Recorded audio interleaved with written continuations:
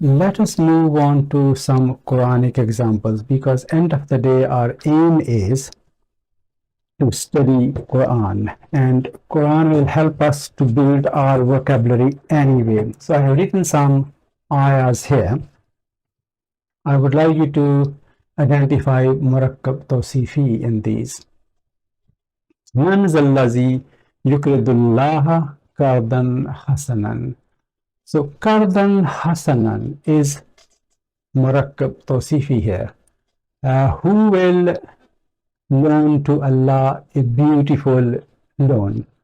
So kardan is loan, and what kind of loan? Beautiful loan. Hasanun, it should be kardun hasanun, but here it has been used in nasab. Kardan hasanan. Why it is used in nasab? We are not going to know today. Inshallah, one day we are going to fully analyze this whole ayah. But the important thing to recognize, identify here is this is murakkab tawsifi, and this is mawsuf, this is sifa. Qard. What kind of qard? Loan. Beautiful loan. So mawsuf comes first, followed by sifa. Here it is indefinite, indefinite. Muzakkar, muzakkar.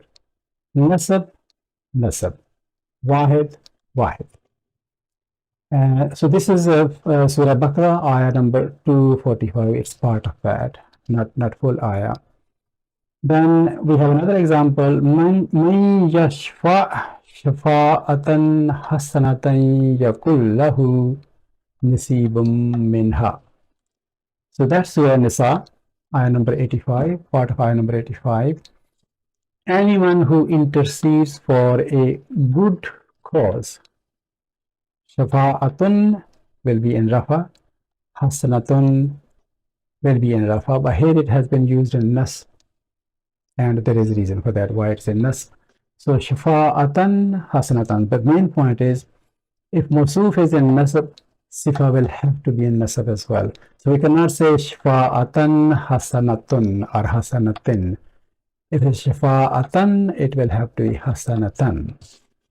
And another point to note here is that when we write a noun in nasab, we add alif here, but when it ends in ta marbuta, we do not add alif here. So that's the spelling rule. This is the spelling rule, and that is the exception. We discussed, I think, in one of the videos, third or fourth video, shafa'atan hasanatan. Fihinna khairatun hisanun. Fihinna, in them. So here, this is Surah Rahman, ayah number 70. So chapter number 55, Surah number 55, ayah number 70. Fihinna, here we're talking about the gardens. Jannatun, jannatun. So fihinna, in them, in these gardens, will be kind of all things in bracket, because there's nothing here to translate all things. Khairatun, khairun is singular and khairatun is plural of khair. Khair is something good, nice, brilliant, and khair in terminology is used it could be your property. And when it comes to property, it could be money, and property could be your children as well. So this is all khair. So khairatun hisanun. And from hasanun, so because this is plural, from khairun, khairatun, from hasanun, this is hisanun. So this phrase here is in Rafa. This was in nasab, nasab, and this was in Rafa, Rafa. Khairatun hisanun. So in these gardens, all things most excellent and beautiful. So in translation, we are using and here, but really this is murakkab tawsifi, and doesn't exist here. But translation is translation. So translation in English will have to make sense.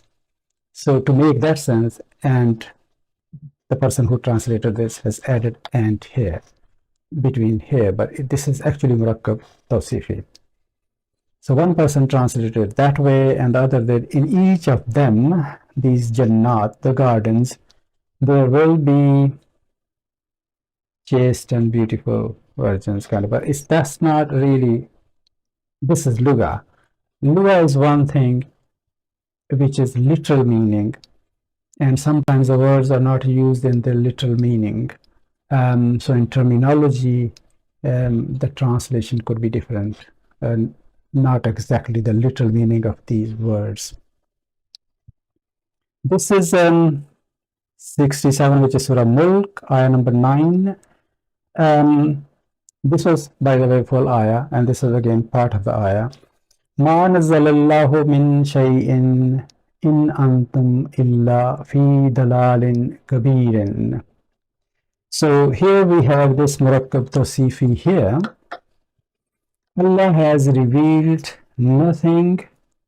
Ma nazzalallahu min shay'in in antum illa fi dalalin kabirin.